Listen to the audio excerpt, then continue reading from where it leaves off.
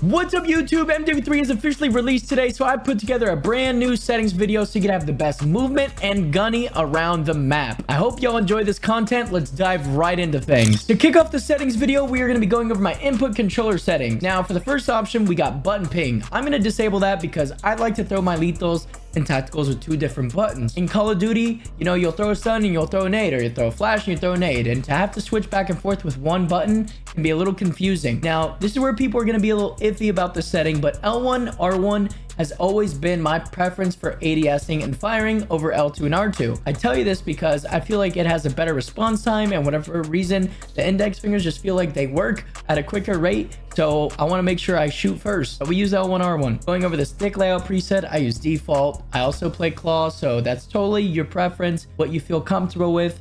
Controller vibration does not give you a competitive edge. It actually is a hassle, and it might even cause you to miss shots and keep your right stick from not being steady. Going over the trigger effect, I'm going to disable all haptic feedback because I do not want any sort of vibration going through my controller. Dead zone inputs. Depending on what kind of stick drift you have on your controller, your left stick and right stick minimum will be different than mine, but you could test the stick dead zone by doing this, moving it around in circles, seeing if it moves on its own, and finding out the right dead zone for you. But if you have a really good controller and you feel like it's really durable, you take good care of it, the lower the better. Go as low as you possibly can and see how it goes. Going over to the aiming settings, my horizontal and vertical sensitivity is going to be 6.6, guys. 6.6 with a sensitivity multiplier of 1.0. I don't want to plan too high of a sense because missing shots on Call of Duty with the insane TTK can cost you your life versus really good players. You want to play a higher sense because it's flashy, I totally get it. If you want to have the sweet spot of not letting people slide past you on a movement based game like this one, play on something that's in the middle. 6.6 is a really good option. I even played on 7.7 to have really good, like, you know, similar results, but ultimately 6.6 is the sweet spot, and a lot of pro COD players play on 6.6. Going over the vertical aim axis, I am going to leave these all as standard. I'm not going to touch any of that. Going over the tactical stance sensitivity multiplier, I do not like tactical stance, and I'm going to show you another option for this in particular setting later in this video. For my aim response curve, I'm going to be going with dynamic, and I'm going to leave that as 1.0. Dynamic feels like it has really good rotational aim assist, while linear and standard just don't feel like they hit the same. I've been using dynamic since it was an option on Call of Duty. For the ADS sense multiplier focus, I'm going to leave that at 1.0. For my transition timing for the ADS sensitivity, I'm going to leave that on instant. I haven't really tried gradual, but I've always felt comfortable with instant, and no one's ever tried to convince me otherwise. Custom sensitivity per zoom. For those of you who like to snipe and you feel like 6.6 isn't really good sniper sense, you can increase the high zoom for a higher sense. And then for the low zoom, you know, for the SMGs, you know, iron sight guns, you could pick a different sense than the 2x, the 3x, the 4x, etc., etc. Me personally, I like to have a faster sense with my SMG up close to make sure I can track my targets, while with an AR at range, I want to make sure I can hit all my shots, so I lower it just a tad under the 1.0. Of course, we are going to be playing with target aim assist as it is completely broken in COD, and KBM players hate it, so make sure you never turn this off. Alright, leave that on at all costs, and I'm going to be leaving this on default. Precision and focusing in Black Ops feel like they're inconsistent, in my opinion, in the last COD titles. I've tried Black Ops more or less than the other ones, but ultimately default has, you know, it's done right by me. Third person ADS correction type. I am gonna turn that one off because I don't know what that is, and I don't even play third person in the first place, so we're gonna leave that one disabled. For the motion sensor behavior, I'm gonna disable that, of course. I don't want it active at any point in time. And then, of course, we have the gameplay settings. Gameplay settings, guys. For those of you who are cracked and you want insane movement, make sure you enable auto tactical sprint. Disable your auto move forward, because who wants that on COD? This is not Fortnite. You get in engagements at every point in time throughout a COD game, so auto move forward will just cost you your life. And of course, for the tactical sprint behavior, we're going to be going with single tap run. Ground and mantle, we're going to disable.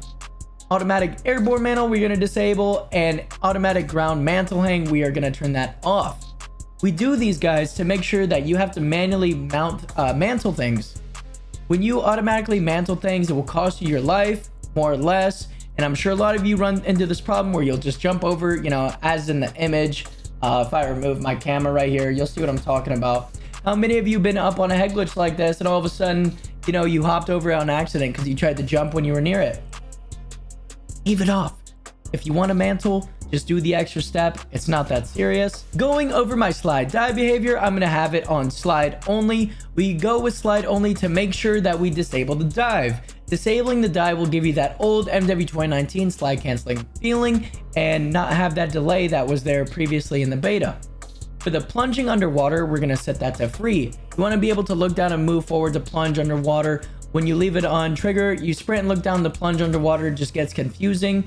So make sure you could, you know, free swim. Now for parachuting, of course, this is going to be more for the ground war option.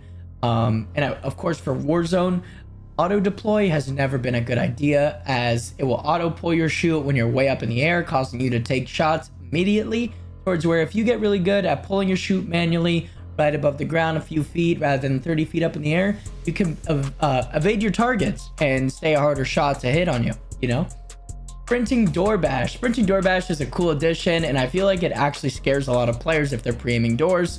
So I'm going to leave that enabled, of course. For my ledge climb behavior, I want it movement based. Movement based, moving towards a ledge while hanging from it will climb up. This is a really cool feature. I feel like it's a really fast animation and it's really good for COD, and it could definitely confuse your enemies. Going over the slide cancel sprint, we are going to have that enabled to make sure that we can slide cancel like a little crackhead around the map, like in previous titles where we missed it so much. The aim down sight behavior, guys, of course, we are not going to put that on toggle, as most of the time you are going to be running around and having to manually unaim in is just no fun. For the change zoom activation, we are going to leave that on sprint, tactical sprint focus. For equipment behavior, we are going to leave that on hold, not toggle. Weapon mount activation, this is totally preference. I prefer ADS and melee. And of course, we're going to make weapon mount exit delay instant to make sure we can get off that immediately. To make sure we do not take, you know, shots that we didn't intend on sitting around to take. Going over the tactical stance activation, we're going to put that on ADS plus down button to make sure we don't accidentally do it. And of course, tactical stance behavior on toggle. In my opinion, tactical stance looks cool, but I'd rather fully ADS than have ADS hipfire, as it's just going to cause confusion and bullets are going to be sprayed everywhere. So I'd rather fully ADS. Interact reload behavior, prioritize reload. Now for Warzone, it's going to be prioritize interact. The difference is in multiplayer, you're going to pick up a lot more weapons on accident. So you want to prioritize the reload. Whereas in Warzone, you don't see loot nearly as much. So make sure you throw this option on. Armor plate behavior, we're going to apply all, because in Warzone, you know, popping one plate, you're going to die instantly. And while you're sprinting and plating, you could be applying all plates just by hitting it one singular time. ADS stick swap, we are going to leave that disabled. We don't want our sticks to swap during ADS. No one does. Backpack control, directional buttons. This is the easiest configuration in my opinion. If you want to use stick, use the movement stick to navigate the backpack interface. I feel like that's more of like a KBM thing. Controller, directional buttons. Definitely easier. Depleted ammo weapon switch, we're going to leave that on because sometimes you might not realize that we're out of ammo. So if it switches weapons, at least you have an opportunity. You know what I mean? For the quick C4 detonation, I mean, you know, one by one is cool. So is grouped if you want to explode them all at the same time. I don't really run C4, so I'm going to put that on grouped anyway. Manual fire behavior, we're going to leave that on press. Hold, you know, again, you just want to click it and it do its feature. Vehicle camera recenter, we're going to put that on short delay. Camera initial position, we want free look. Lean out activation, melee, of course. That way when you're in a vehicle, you hit your melee weapon, you could instantly start beaming out from the car. Ping wheel delay. A lot of people ask me how I ping so fast. These are the options right here. Going over the ping wheel delay, we want no delay. You want to click the button and it ping. Boom, instantly. Double tap danger ping delay short, which means after you click it the first time, you know, it will danger ping, which is great. Kill streak wheel behavior, again, just leave that on hold. You don't really want to mess with that stuff. Now going over the audio settings for MW3 to kick things off for the audio mix, I personally go with the headphone bass boost. I want loud, obnoxious footsteps, especially in a game like this. As you know, Dead Silence is now officially in the game. You know, when people make any sort of movement, I want to be able to hear it. If they don't have Dead Silence, I want to hear every footstep and know exactly where it's coming from. Master volume, I do not crank up to 100. I feel like it's unnecessary. And of course, for those of you on PC, you throw on loudness equalization, you'll have a great time hearing all sorts of footsteps. Voice chat, it's a preference if you want to have it on or off. Obviously, most people are going to play with it on. Proximity chat is a great time. Mic sensitivity, again, that's all preference stuff. So yeah, that's really it for that. Functionality, mono audio. You do not want to hear the same thing coming out of your left and your right, in my opinion, because directional audio will no longer be there and you will be confused and you will die in game. Reduce tinnitus sound. Now this is cool. Tinnitus sound from concussion and flash grenade shell shock is replaced with a more dull, murky sound. If you want to remove that loud, obnoxious noise, you can do so by turning on reduce tinnitus sound. This is good. Save your ears. 4 tracks, Juggernaut music, hit marker sound effects. I'm going to go with the classic.